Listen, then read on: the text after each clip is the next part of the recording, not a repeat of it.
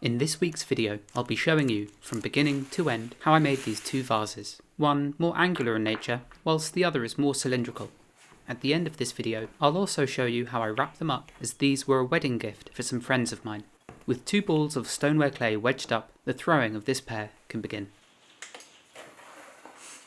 Each ball weighs about 1,360 grams, which is about 3 pounds. The clay body itself was on the firmer side, which always makes centering a bit more of a struggle, but after the clay has been coned up and down, it does loosen up a bit, becoming softer and more plastic as the clay's particles align. I've actually just made a video all about this coning process, so if you'd like to learn more about it, I'll leave a link to that film on screen now and in the description below.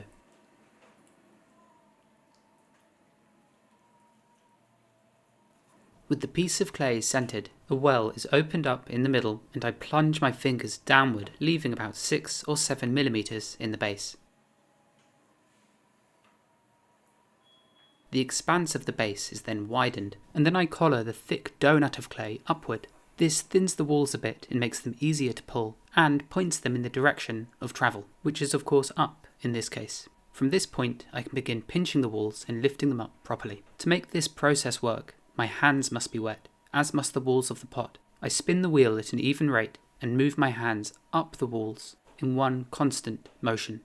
The clay itself is squeezed through a gap between my fingers on the outside and those on the inside. The stoneware is essentially extruded through this, and I can of course control the width of that gap, but you have to work gradually, and you can't throw thick walls into very thin ones straight away, and it helps to do it progressively over a number of pulls. As if you suddenly put too much weight on the top with only thin walls underneath supporting it, then your pot may twist, buckle and collapse as the weight distribution isn't right.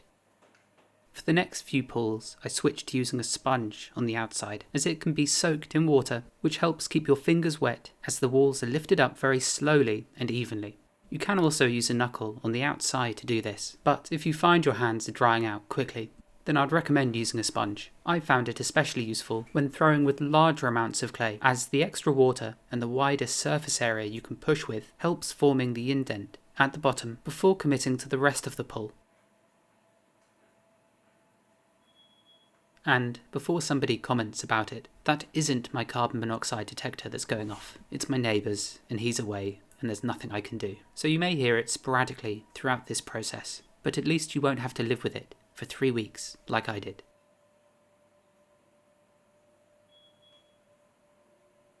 With the cylinder thrown to a height of my liking, I can now begin shaping the vase properly, bellying it out and collaring in the neck. The top section is then thrown upwards into straight walls that flare out slightly. And I fix that undulating, wobbly rim by slicing away the highest point with the tip of a potter's needle. I catch the excess that comes off, and then I can continue throwing, pushing the rough shape of the pot towards what I want. I want the two pots I'm making to work as a pair, with the intention of them being displayed side by side, similar but different. With the approximate shape there, and the skirt of clay scraped away from the base, I can now begin tidying up the form by scraping away the slip that accumulates outside. This leaves me with a much neater surface, and also one that's a bit more dry, which will help me tremendously when it comes to lifting this pot off the wheel. I also set my throwing gauge to a similar height as the vase, so I know roughly how tall to throw the next one. These throwing gauges are made by my friend and potter, Darren Ellis. The arms can be really securely set, and they have a rubber pointer, which can be flipped up so it isn't in your way, and as it's rubber, it means it won't damage your pot too much if it does scrape against it. The twisted metal wire is then dragged underneath the pot, and with dry hands I can quite easily lift the pot away.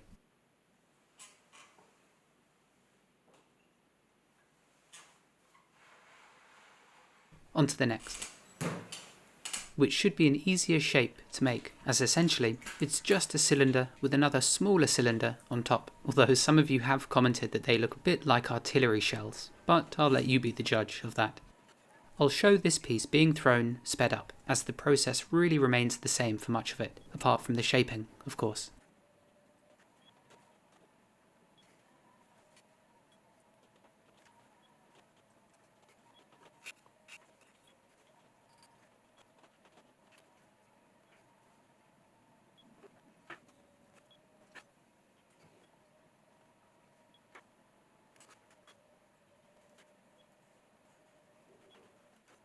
I then use a chamois leather to soften and compress the rim, although it's a pointless act, really, as I'll probably end up trimming the rim anyway once it's turned leather hard, but I don't want to see a scruffy pot come off the wheel. So rims always need to be neatened. Dry hands, and the wall scraped clean of slip, and the pot can easily be lifted off. Even though the pots looked strong and sturdy coming off the wheel, at this point, freshly thrown, these pots are incredibly soft, and if poked or knocked, or if a piece of clothing or hair catches on them, that can be enough to distort and ruin them. What are you doing up there? Which means once thrown, I'll let them sit out overnight in order for the pots to turn completely leather hard, at which point I can begin my favourite part of the process, trimming, or turning as it's typically called in the UK. Much of the moisture has left the pot overnight, resulting in a vessel I can now pick up and hold without my fingers indenting the surface, and it's at this stage the piece can be trimmed, the walls thinned, the shape refined, and catching the pot in the perfect condition of leather hard is crucial as it makes the trimming so much easier. I test whether it's ready by doing two things. The first is I simply rub my fingers over the surface of the clay. It should feel cold and damp, like leather, but if your fingers stick to the clay or it feels tacky, then it's still far too soft to be trimmed. I'll also sometimes check the rim by gently squeezing it. If the walls move easily, then of course when you press a tool against them, they're going to move too, which is no good. You want the clay to be dry enough so the vessel holds its shape as it's turned. At the same time, if your trimming tools are really blunt, you'll have a difficult time turning, as the amount of pressure you need to apply to even remove any material puts you in a dangerous position. As yes, it's possible to remove clay if you push really hard, but if you make one wrong move, you can send your tool crashing through the wall, and there's a much greater chance that the metal blade will catch, pulling the vase off center and dislodging the clay that holds it in place. So sharp tools help to some degree, yet at the same time you might be turning clay that's too firm, which, just like using a blunt blade, offers up its own difficulties. Again, the amount of pressure you need to apply to turn away firm clay is once again enough to potentially put you in the position where you're more likely to destroy your pot. When you're turning firm clay, it doesn't come off in long coils like this. Instead, it carves away in thousands of tiny shavings. And unless you have incredibly sharp tungsten carbide tools, like those you see me using here, the amount of pressure needed to trim firm clay with regular tools is so extreme you can easily end up injuring your wrists, as it puts a huge amount of strain on your body. It's the exact same thing as attempting to spiral wedge clay that's far too hard, and ultimately, like so many processes in ceramics, catching the material in the right moment makes all the difference.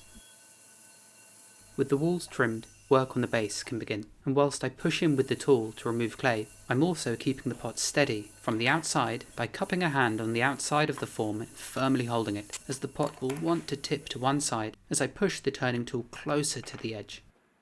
The final part of the making process is to stamp the pot with one of my maker's marks. These are all pieces I carved from porcelain that were fired upright in the kiln, held by wadding so I could glaze the ends of them. These are tiny marks, which are used discreetly to sign the bottoms of my pots. The stamp is pushed into the clay and rocked from corner to corner. This way it leaves a clear impression. If you happen to trim your base too thinly, then it's possible to accidentally just pierce a hole through the base of your pot, which is something I've done plenty of times. And usually I don't mind too much, as it means I caught a pot that had a base that was probably a bit too thin. This vase was a bit more straightforward to turn, but I accidentally let it dry out a bit too much, which you can just about see in the rim as the clay is beginning to lighten, which isn't ideal. On sunny days in the summer, I also constantly struggle with the ever-changing light, which meant I kept having to get up to change the settings on my camera.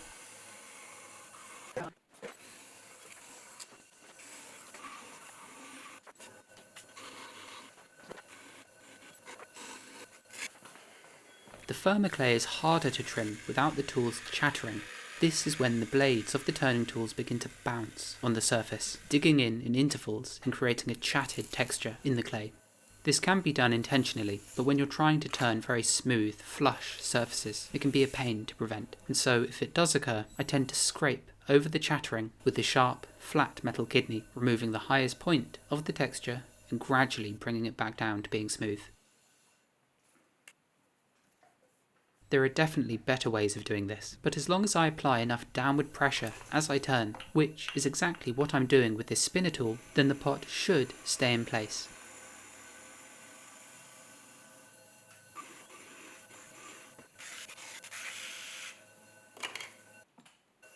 Once upturned, the base can be finished, and this is always the hardest part of the process, I think, as with tall cylindrical pots like this, they'll really want to tip over to one side.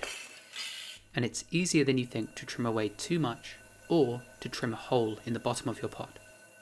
This always feels very precarious, but just like anything, the more you do it, the better you get. And when trimming at this height, I think it helps to go slowly and to remove the clay layer by layer.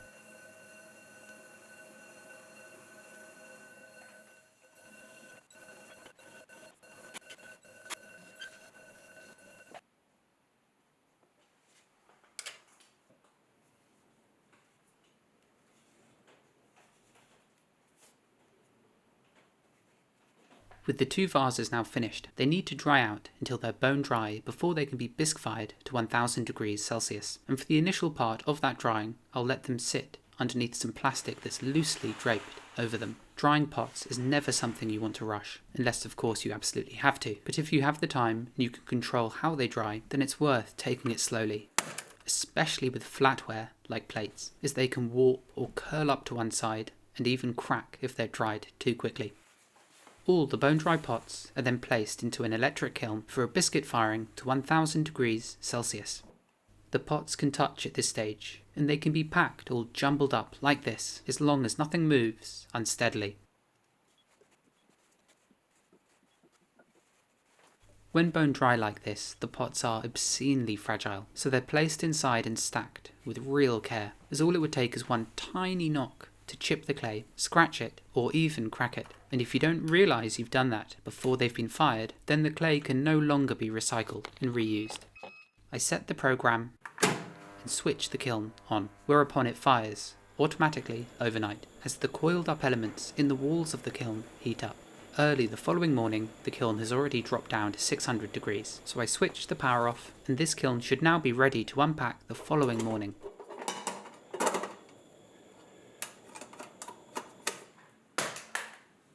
Clay has now turned to ceramic. The pots feel lighter and harder, and the body is now porous, meaning they can absorb water.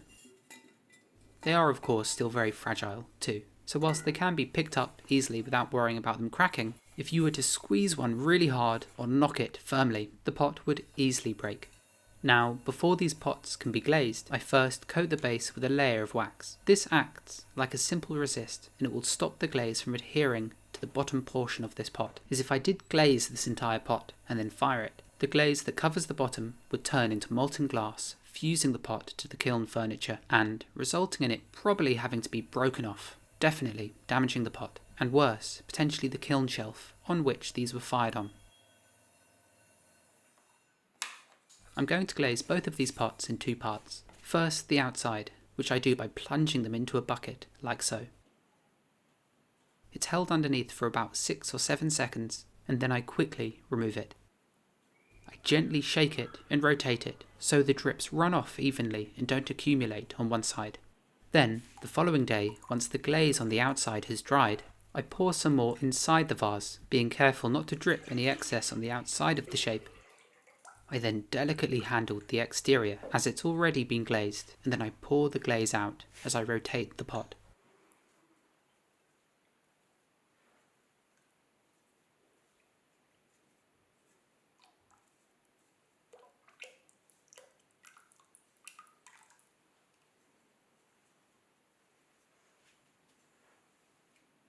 With the more angular vase done, I can move on to the cylinder, which I'll coat in this white crackle glaze. When unused for long periods of time, the raw materials in the glaze settle and the water comes to the top. So, before it can be used, it has to be given a thorough mix, and I scrape off as much excess as I can back into the bucket.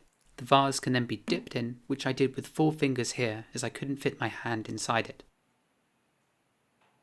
It's held, submerged for a few seconds, and then rapidly lifted out. The reason I try and push it underneath and remove it quickly is so that no one area of the pot remains submerged for longer than another. If glaze is applied unevenly, it can be very noticeable. Normally, I dip pots in the glaze with a pair of tongs, if they're small enough. By doing that, it's easier to make sure the coating is even. But when applying it in 2 separate layers like this, first the outside and then the inside, it can be a trickier task.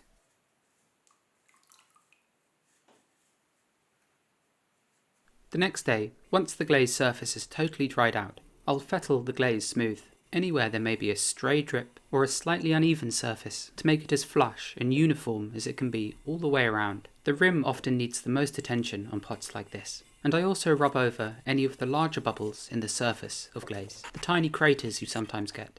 Finally, the foot is sponged over, as even though it was waxed, inevitably some of the glaze settles on this, so any remnants of the white are removed. And I also make sure that the line where glaze and clay meet is very crisp and even all the way around the beveled edge.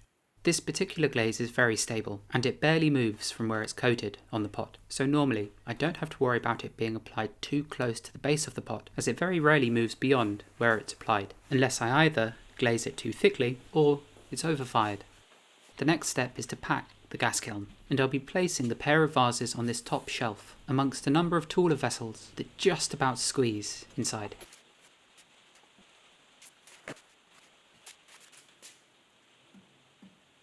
For this firing, the pots cannot touch, otherwise the glaze that coats them will melt and fuse, sticking 2 pots together, which still annoyingly happens from time to time. Those 3 coloured spikes you saw me place inside need to be level with the spy holes in the door. This way I can look at them during the firing and watch as they slowly bend over as certain temperature ranges are met. And when that final pink one, which is cone 10, is fully bent over, the kiln can be switched off, the firing concluded.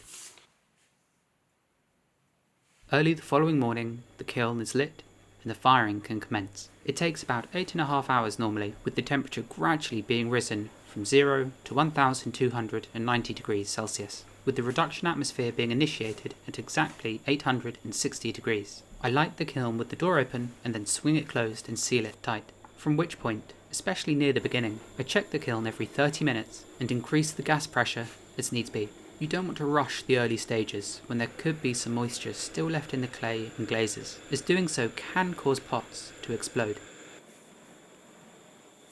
Every 30 minutes, I also log the time, hour, the temperature, the gas pressure, the air, and the position of the dampers that cover the flue, which I've just slid to be halfway closed to initiate the reduction atmosphere. In short, a reduced atmosphere occurs when there's a lack of oxygen inside the chamber. As the exhaust is throttled, the burning fuel can't escape quickly enough, so it accumulates in the chamber, burning, but with insufficient oxygen. As a result, the burning fuel and the atmosphere strip oxygen from the clay and glazes themselves. And it's this which gives me the specific greens and blues of the glazes I'm firing. If instead I fired these glazes in an electric kiln where oxygen is plentiful, instead of the greens I get yellows and browns. Even the texture of the glaze can be different too, and a gas kiln like this also causes your clay to flash and do peculiar things.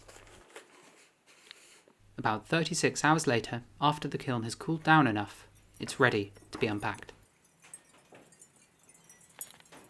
The glazes tinkle as the glass contracts, and normally, once opened, I'll keep the door open and let it cool further, as some of the pieces, especially at the top, are still hot enough to burn me. Here's a quick before and after, showing the variety of the pots inside, including a number of refires at the bottom, and pieces coated in yellow iron ochre that turn metallic and are placed in spots that generally fire a bit too low anyway. The pots are then taken out, inspected and laid out on the workbench. And here's the first of the vases. The pink has turned to a pale green, and the piece has also shrunk considerably. This is something that happens to pottery as it's made, and from beginning to end, this particular stoneware shrinks about 12%, which is something you need to take into account when making the work.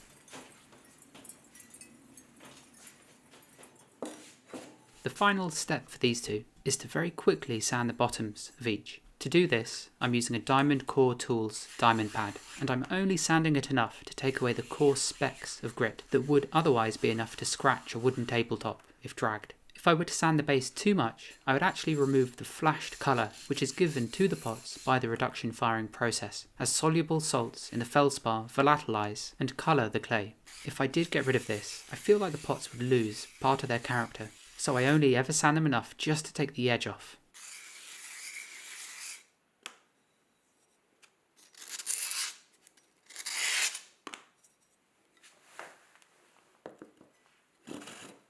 So here the two are, the finished pair, pale green and white. The last step is to wrap these. Now, I won't be boxing these up, but they need to be wrapped sufficiently still, as in my experience, it's pots that aren't boxed that tend to break the most when people take them away. So I'll take you through that process quickly. The first thing I do is wrap each in this honeycomb paper and tissue paper. This provides a good base level of protection and helps protect the finer edges.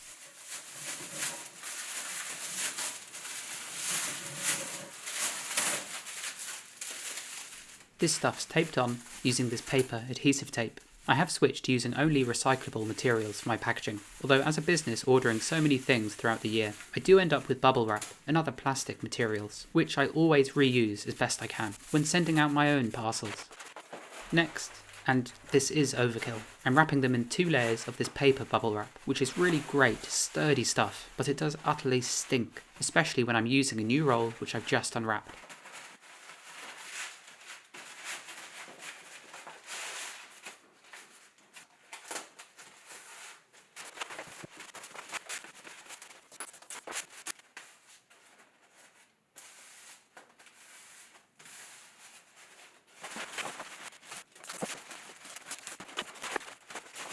Wrapping pottery so it's protected enough to survive shipping is a really important skill to learn, obviously, as a potter. Ultimately, the things we ship are so fragile that it does mean that often the packaging itself has to be really overgunned. And so far, with over 2,500 packages sent, I've only had about 7 to 10 breakages, which is pretty good going if you ask me. The final step is a layer of corrugated cardboard that's cut to size and then wrapped tightly around each piece.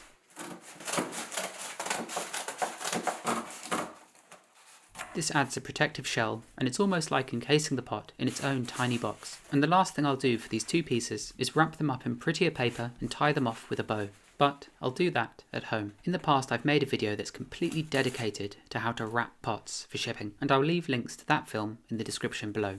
For now though, that's these 2 pieces complete, wrapped and ready to gift. Thank you so much for taking your time to watch. And as always, it's good to hear from you if you did make it to the end of the video. I hope you enjoyed seeing the process from beginning to end, and, like always, I'll see you next time.